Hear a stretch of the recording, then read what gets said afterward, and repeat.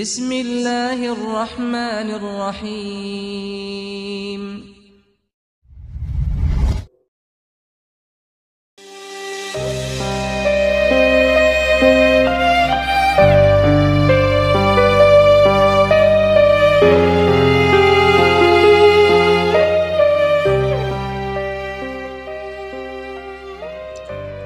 Assalamualaikum warahmatullahi wabarakatuh. Sahabat beriman, kembali lagi kita untuk mendengarkan satu kisah, yaitu kisah sahabat Nabi. Kisah uang tunjangan Umar radhiyallahu an dari Baitul Mal. Umar radhiyallahu an juga biasa berdagang.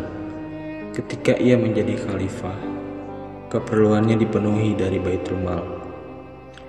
Ia mengumpulkan rakyatnya di Madinah Munawwarah, lalu berkata, "Aku biasa berdagang, dan sekarang kalian telah memberiku kesibukan sehingga aku tidak dapat berdagang lagi. Sekarang bagaimanakah dengan mata pencarianku?" Orang-orang berselisih pendapat tentang jumlah tunjangan Umar radhiyallahu an, sedangkan Ali radhiyallahu an hanya berdiam diri. Umar radhiyallahu an bertanya kepadanya, "Bagaimanakah pendapatmu, wahai Ali?"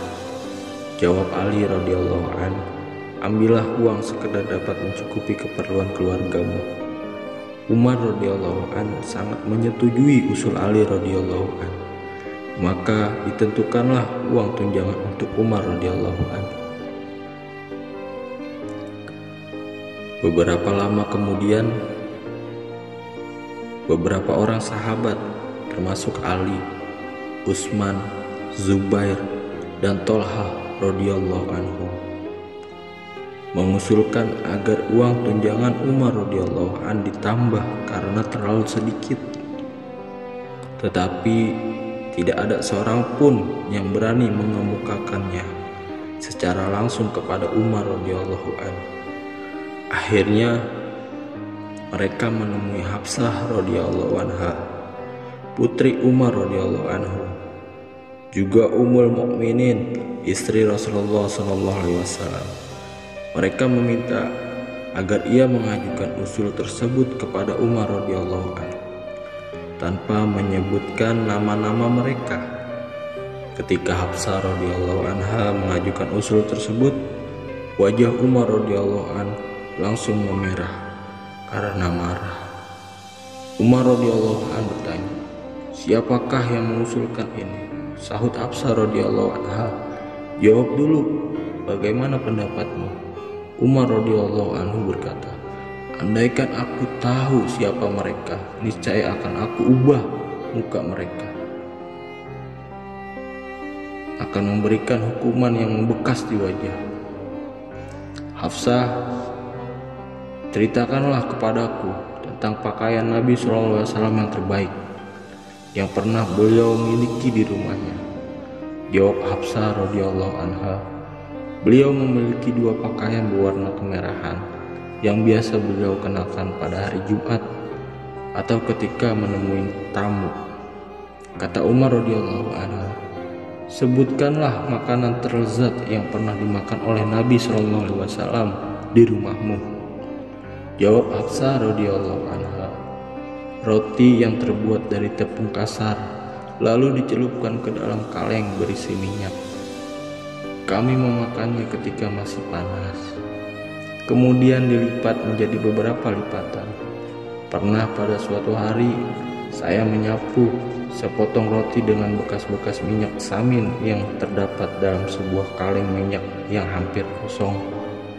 Beliau SAW memakannya dengan penuh kenikmatan, dan beliau juga ingin berbagi-bagikan kepada orang lain." Umar radhiyallahu anhu berkata, "Sebutkan apa alas tidur terbaik yang pernah digunakan oleh Rasulullah SAW di rumahmu." Hafsah radhiyallahu anha menjawab, "Sehelai kain tebal pada musim panas. Kain itu dilipat 4, dan pada musim dingin dilipat 2. Separuh digunakan untuk alas tidur dan separuh lagi untuk selimutnya. Umar radhiyallahu an berkata, "Nah, Hafsah, sekarang pergilah dan katakan kepada mereka bahwa Nabi SAW telah menunjukkan contoh kehidupan yang terbaik dan mencukupkan diri dengan mengharapkan akhirat, dan aku harus mengikutinya. Perumpamaanku dengan dua orang sahabatku, yaitu Rasulullah SAW dan Abu Bakar radhiyallahu anhu, adalah seperti tiga orang musafir yang sedang melalui sebuah jalan yang sama. Musafir yang pertama telah melalui jalan tadi dan telah sampai ke tempat tujuan.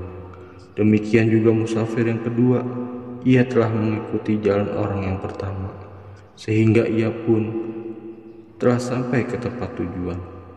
Dan yang ketiga, sekarang ia baru memulai perjalanannya. Jika ia menempuh jalan yang telah ditempuh orang-orang sebelumnya, maka ia akan menjumpai keduanya di tujuan yang sama. Jika ia tidak menempuh jalan orang-orang yang mendahuluinya, tentu ia tidak akan sampai ke tempat mereka." Allah Akbar. Inilah contoh kehidupan seseorang yang sangat ditakuti oleh para raja ketika itu. Namun ia menjalani kehidupannya dengan zuhud. Pada suatu hari ia berkhutbah di depan para sahabatnya dengan mengenakan kain sarung dengan kedua belas tambalan. Salah satunya ditambal dengan kulit.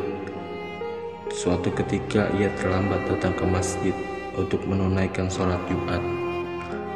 Ia berkata kepada jamaah, "Maafkan, aku terlambat karena harus mencuci pakaianku terlebih dahulu. Aku tidak memiliki baju lain untuk dipakai." Juga pernah terjadi pada suatu ketika Umar radhiyallahu an sedang menikmati makanannya. Lalu datanglah pelayanannya memberitahu bahwa Utbah bin Abi Farqah ingin menemuinya. Setelah Umar radhiyallahu an mengizinkan Utbah masuk, ia mengajak Utbah makan bersama. Utbah pun menerima tawaran itu. Tetapi roti yang dihidangkan adalah roti keras dan kasar, sehingga ia kesulitan untuk menelannya. Dia bertanya, "Mengapa engkau tidak menggunakan tepung halus untuk roti?" Jawab Umar radhiyallahu an, "Apakah semua orang Islam mampu memakan roti dari tepung halus?" Sahut Utbah, "Tidak semua." Sahut Umar radhiyallahu an, "Tampaknya kamu ingin agar aku menikmati semua jenis kenikmatan hidup di dunia ini." Allah. Kisah-kisah seperti ini bukan hanya berjumlah ratusan atau ribuan, tetapi ratusan ribu kisah yang menunjukkan pengorbanan dan perjalanan hidup para sahabat radhiyallahu anhum. Sekarang kita tidak dapat meniru kehidupan mereka, dan tidak setiap orang mesti meniru mereka. Karena kelemahan kita tidak mampu menanggung kesusahan dalam menjalani kehidupan seperti mereka. Karena itu pula lah para ahli sufi tidak mengizinkan bermujahadah seperti itu, karena hal itu dapat melemahkan diri kita. Dari awal kita memang tidak berdaya, sedangkan mereka telah memiliki kekuatan untuk menjalani kehidupan seperti itu sejak awal.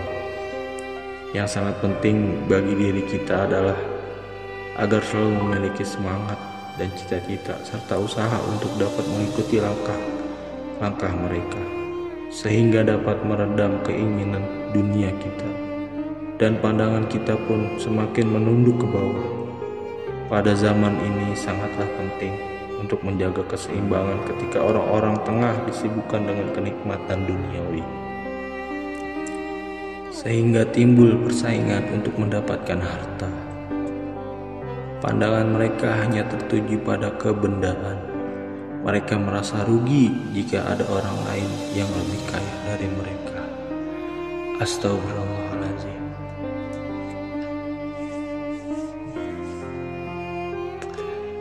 Sahabat beriman, inilah kisahnya Umar radhiyallahu anhu.